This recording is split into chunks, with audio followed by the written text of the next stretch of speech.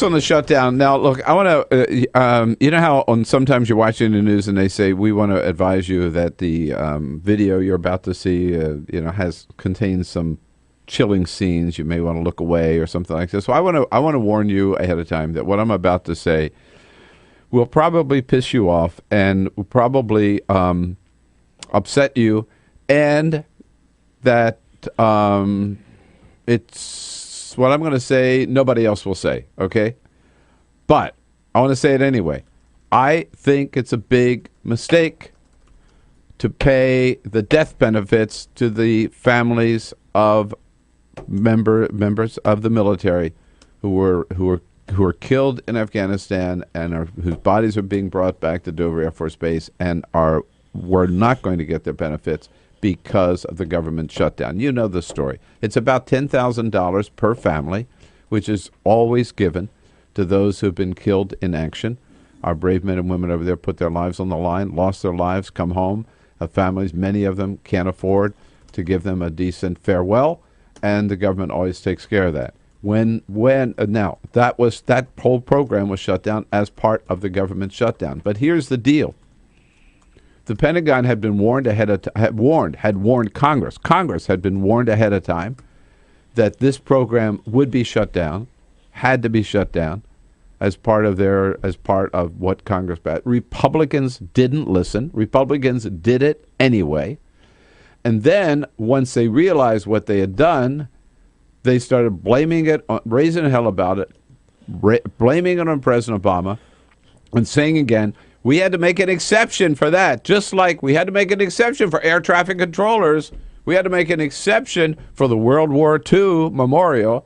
Now they had to make an exception, and they did. Every member of Congress, Republican and Democrat, voted to make an exception for these military families, and so they could get their death benefits.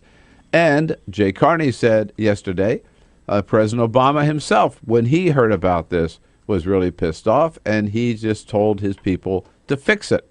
The president was very disturbed to learn of this problem, and he directed the Department of Defense to work with the Office of Management and Budget and his lawyers to develop a possible solution. And Jay Carney told us yesterday at our briefing that there would be a fix as of yesterday. And in fact, there was as of yesterday. And the fix occurred because of the help of this great foundation, Peter.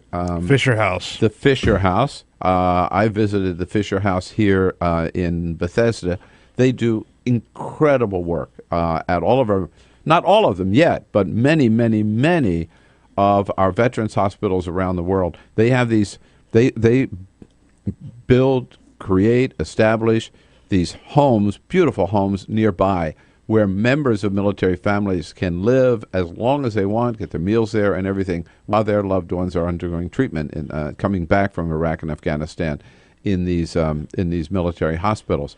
So the Fisher House stepped up to the plate. They are going to pay these benefits until the government reopens, and then the Pentagon will reimburse the Fisher House once it has the funds to do so. So the whole thing is fixed. The whole thing is fixed without an act of Congress. But I keep coming back to, here is another example of what I've been talking about. The government does some great things, okay? This is one of the great things the government does. When you shut down the government, right, a lot of great things are not going to get done.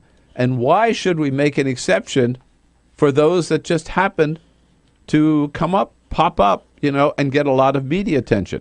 So we fixed that problem. The New Yorker magazine, this is the latest edition I have here. Let me give you some other examples. The Center for Disease Control told Congress it's going to have to stop its seasonal flu prevention program. Hey, they're not reopening that. Why not? Isn't that important? Think of all those millions of Americans more susceptible now to flu right now. The WIC program provides healthy food supplements for millions of pregnant women, new mothers, and babies. Hey, we're not doing anything about that. No, we're giving these families their death benefit, not doing anything about those pregnant mothers and babies, right? The Occupational Health Safety and Health Administration stopping most of its inspections of the workplace. Think of all those possible safety violations. The Food and Drug Administration not going to be able to support its food safety or nutrition activities. National Institutes of Health canceling new patients for new cancer clinical trials. There's a lot of important stuff that's not going on. So if something pops up, no matter how good it is, we make an exception for it. You know what? Then it's easier for the shutdown to continue and continue and continue.